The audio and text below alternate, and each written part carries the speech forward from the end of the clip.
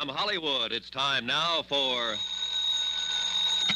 Johnny Dollar. Don Wilkins, Johnny. Tri-Mutual Limited. Oh, hi, Don. Thanks for the Christmas present. Well, just don't take out the cork near an open flame. Yeah. Say, do you know anything about a guy named Mel Pryker? Nothing good about him. Why? Got himself killed last night. Murdered. Pryker was born to be murdered. Maybe so, but not at our expense. We're holding a $100,000 policy on him. Wow. Who's the beneficiary?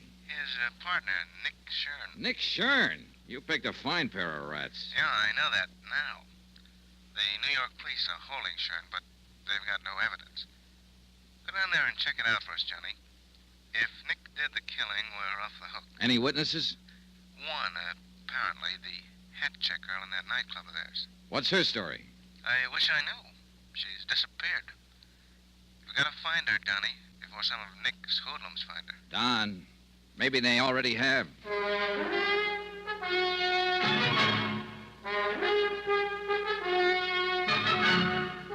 Tonight and every weekday night, Bob Bailey in the transcribed adventures of the man with the action-packed expense account, America's fabulous freelance insurance investigator. Yours truly, Johnny Dollar.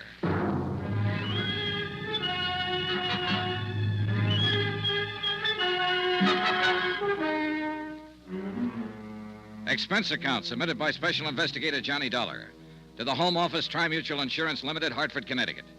The following is an account of expenditures during my investigation of the Nick Shurn matter. Item 1, 2280, transportation to New York, tips and incidentals, and taxi fare to the office of Lieutenant Ed Rafferty, Homicide Division, the man in charge of the case. Oh, hiya, Johnny. How have you been? Not bad, Ed. How's the homicide business? Terrible. Will you look at that teletype? Shoplifting. 5 complaints right in a row. The week before Christmas, that's all we get. Shoplifters. Mel Pryker wasn't shoplifting. Oh, you working on it, Johnny? Yeah, the insurance angle. Nick Shurn's the beneficiary. $100,000 policy. Well, you got a tough one, boy. Shurn killed him all right, but I don't think we're going to be able to stick him. Come on in the office. Hey, you know what that kid of mine wants for Christmas? Marilyn Monroe? Oh, next year, Johnny. He's only 10, you know. Go ahead. Okay, thanks. No, he wants a motorbike. Can you tie that? 10 years old, and he says he needs a motorbike. Have a chair. Okay. Well, look, I know a factory representative here will make you a good deal on one, Ed. Oh, now, forget it, Johnny. No, I was 14 before I even had a pair of roller skates. And then I had to buy them myself. No, kids are spoiled today. That's the half of what's wrong with them. There's the file on the case. What little we've got. Okay. Uh-huh. Yeah, how'd it happen, Ed? You mean, how do I think it happened? That's good enough for me. Mel Pryker and Nick Shurn were both in the rackets for years, as you probably know. Yeah, I've heard rumors. Well, a while back, they teamed up and opened a string of supper clubs. That's where Pryker got it, in their main club, the Ches Colette. Strictly legitimate, huh? Well, more or less, I guess. They could afford to be. The dough they were making and arguing over, according to the word around. That's the reason for the killing, the way you see it. Sure. Nick figured if half was good, all the take would be twice as good. And the insurance on top of it. You're a fast one, Johnny. Anyhow, several people heard the shots about 2:30 in the morning, it was, right after the club closed, but none of them bothered to report it. The clean-up crew came in at 3 and found Pryker's body. He was lying in his office, shot twice, gun on the floor beside him, no prints. It was his own gun, and it was kept there in his desk. Where was Nick Shurn? Well, we picked him up an hour later at another one of their clubs. The manager was with him, and, Benny Stark. Now, he used Benny, yeah, I know. Trigger man for Nick's mob in the old days. 15 years overdue for hanging. That's our Benny. Anyhow, they both swear that Nick was there from 1:30 on. Uh-huh. What about a paraffin test, Ed? Positive, clear to the elbow, and you can throw it out the window. What do you mean? Earlier that evening, Nick spent 2 hours at a shooting gallery uptown firing a pistol. Ooh, smart, huh? He really planned for it. He really did. If without a witness, we haven't got a chance. I understand there was a witness. Some girl who was mixed up in it. Easy, Johnny. You're talking to a Rafferty. So the girl's Irish. Miss Kathleen O'Dare. Old country, back 3 generations. County Kildare. Then naturally she's as innocent as a newborn babe. Naturally. Then how does she figure? Well, a taxi driver who knows her said that he saw her leave the club 5 minutes after the shots. She denied it, said that she left at closing time. Well, now, in my book, she was lying. Scared to talk, huh? Paralyzed. And with plenty of reason. You know Shurn's reputation. What about the cab driver? No, I changed his story. He said it might have been some other girl he saw. Oh, no, don't tell me yet. Let me guess. That's right. His name's O'Toole. Yeah, And I forgot to mention that Kathleen's pretty. naturally. Anyhow, I let her go. I had to. And when I went around to talk to her this morning, she'd flown the coop. Any chance some of Nick's boys grabbed her? I don't think so. It looked more like she came home, packed in a hurry, took her kid, and blew. Kid? 8-year-old daughter. Irish and a mother, too. I was on sacred ground. Oh, I was fingering me gun. No, seriously, Johnny. Would you find her? She may be able to break Nick's alibi, and it's our only chance. And it might be her only chance. Nick Shurn's not the boy to leave a loose end lying around. I know. I've got 30 men checking bus depots, airlines. And no luck, huh? In this mess at this time of year, I'm a hard-boiled cop, Johnny. I've got no Christmas spirit. I'm glad it only comes once per annum. Well, there's not very much to go on, that's for sure. I'll see what I can turn up, Ed. Check with you later. All right, that's fine.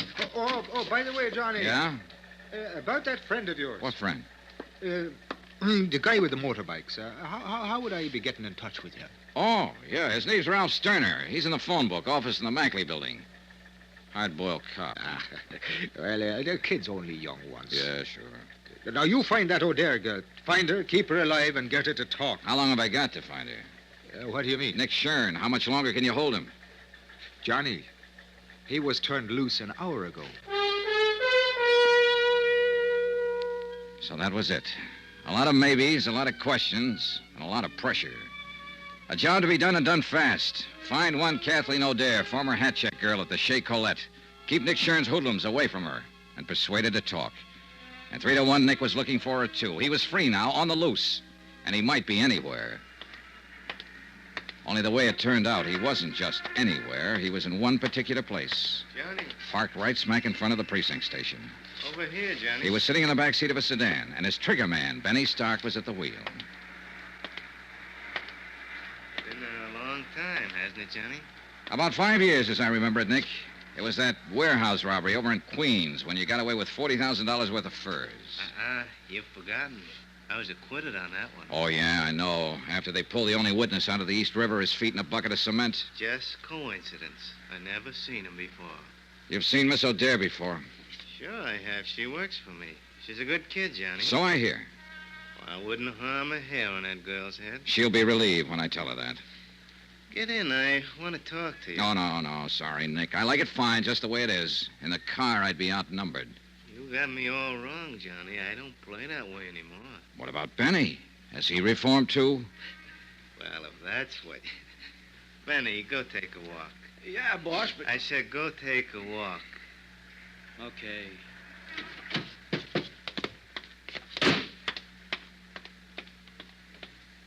Get in, Johnny.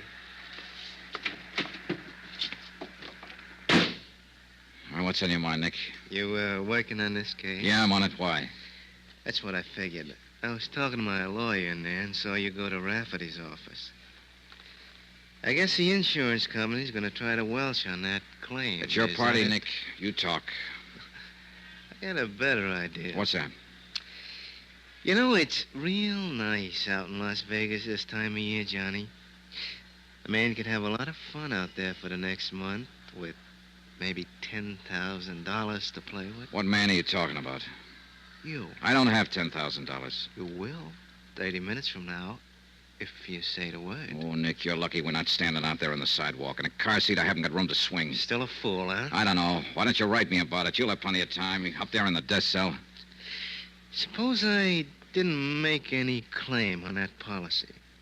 Then you wouldn't have any reason to stay on the case. No sale, Nick. $100,000 is a lot of money. I'd want to find out why you didn't make a claim. You know why. You're out to pin this on me, and so are the cops. A man with a record hasn't got a chance. You should have thought of that before you killed Mel Pranker. Want to know something, Johnny? I didn't kill him. Well, I'm betting you did. What do you care who killed him? You're not shedding any tears over it. No, but I'd sure hate to see you get away with it. And I'd hate it even more if anything happened to that girl. Kathy O'Dare?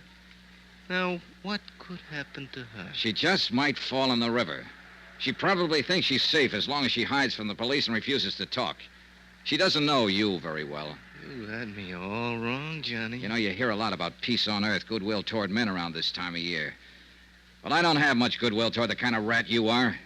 And I figured there'd be more peace on Earth if you weren't on it. Push me, and maybe that's what'll happen. Well, at least that's fair warning. Yeah, it's fair warning. I'm going to tag you for this, Nick. You can count on it.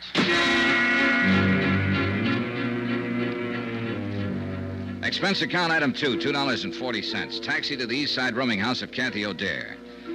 I didn't have much hope of turning up anything. Ed Rafferty and his men had already been through the place inch by inch. But it was the only starting point I had. The landlady was out, and a uniformed policeman led me into Kathy's flat. I spent an hour and a half and got nowhere. I went through her mail, bills, advertisements, casual notes from men she'd met at the club. But nothing personal, not even a postcard. There were no pictures, photographs of Kathy or her daughter anywhere in the flat. She'd made a clean sweep, then left in a hurry. And obviously, she didn't mean to be found. But I had to find her, and fast. It was dusk when I left.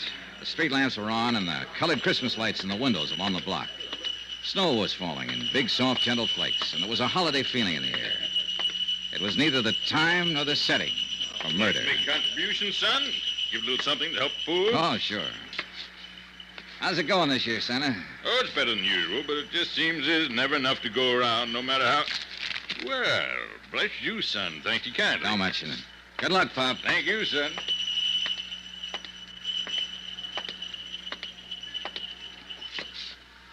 Well, the city ought to clean the streets better. I've been waiting for you. Sorry, Benny. It's not my day for punks. Got some friends who want to talk to you. Start walking, Johnny, down the alley. It's dark down there. Start walking. This ain't just my hand in my pocket. It better be, Benny, with 2 cops standing up there on the porch watching. What are you talking about? There ain't no cops. I smashed him in the mouth and knocked him flat, followed it up and kicked his gun in. All right. Got it. He rolled over, came to his feet, and rushed me. I was All hoping right, he good. would.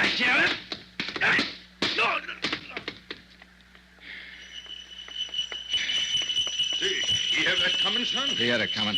Well, he sure did get it. Yeah. Hey, you know something, Pop? I think Benny wants to make a contribution to help the poor. Well, he ain't saying no. Oh, he's a good boy, at the moment at least. Here you go. That ought to help some. 2, 3, 4, $500. Put it where it'll do the most good. Well, Merry Christmas, son. Happy New Year. Yeah, same to you, Pop, and many more of them. Hey, taxi!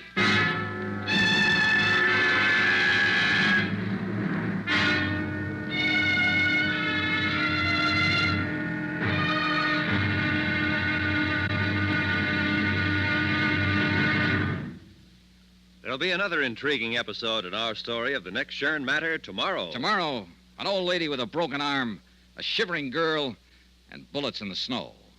Join us, won't you? Yours truly, Johnny Dollar.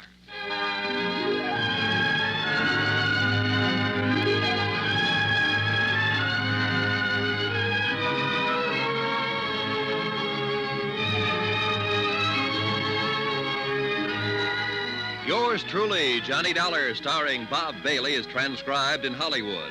Written by Les Crutchfield, it is produced and directed by Jack Johnstone. Be sure to join us tomorrow night, same time and station, for the next exciting episode of Yours truly, Johnny Dollar. This is Roy Rowan speaking.